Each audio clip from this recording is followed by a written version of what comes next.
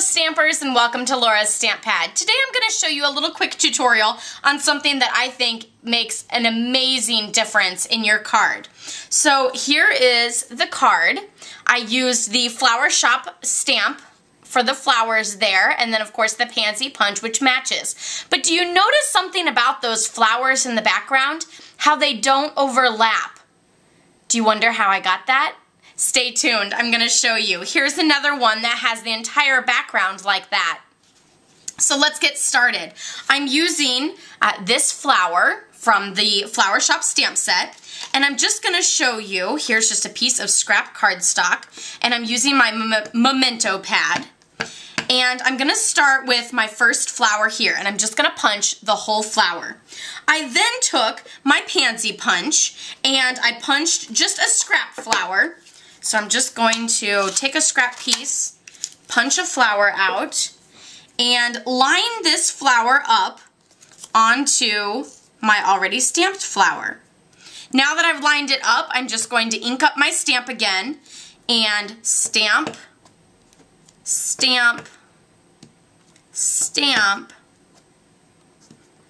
and stamp. And now when I remove that, how amazing is that? It totally looks like an amazing 3D garden where you don't have the flowers all overlapping, and instead there's that focal flower in the middle, and all the rest you can tell are behind it because it doesn't overlap. So I'm just going to show you again the same thing without that mask.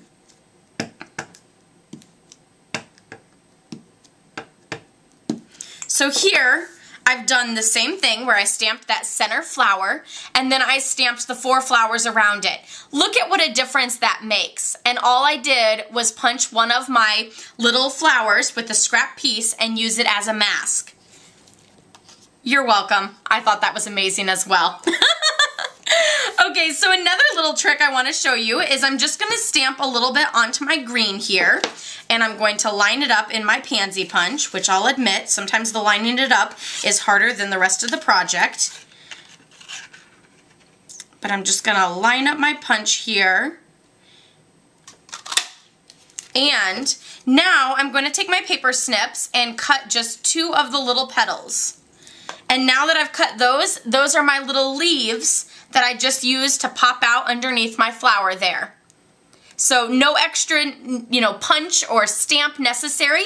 It's the same stamp, and then I just punched out the little pansy flower and used that as my little leaves. Okay, and then now I'm just going to show you a little bit with my Blendabilities because I just have to use those. So this flower is just amazing for your Blendabilities because it's super simple. Let's go ahead and cover that up. But all of the dark lines, I'll show you, all of the little dark lines, that's where you will color dark, and all of the rest you can color light. For this one, I usually use just the lightest one and the darkest one. So I'm just going to color all over with my lightest one.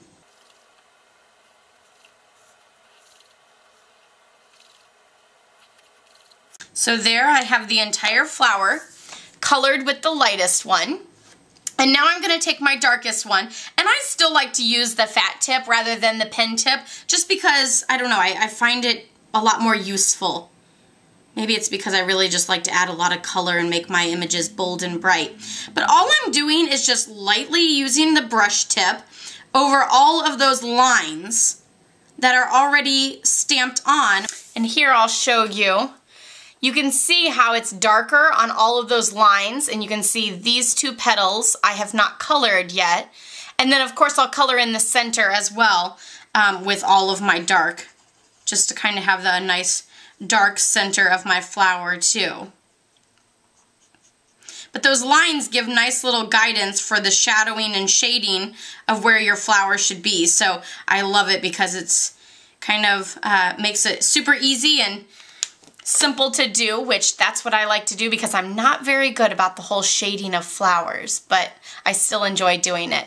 So there's the fabulous flower using the Blendabilities. I use the Rich Razzleberry there.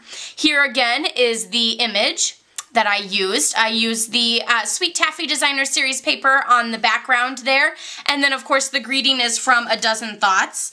So there is the one image, and then this one I just made flowers all over the background rather than actually doing a greeting for that one. So I super love that technique with the covering it up and using the mask because I think it just makes a very wow factor for the card. So I hope you enjoyed this as well. Be sure to give it a thumbs up if you did enjoy it. And don't forget to check out my blog, Laura's Stamp Pad, for more samples using the Flower Shop stamp set and the Pansy Punch. And I'll see you next time. Happy stamping!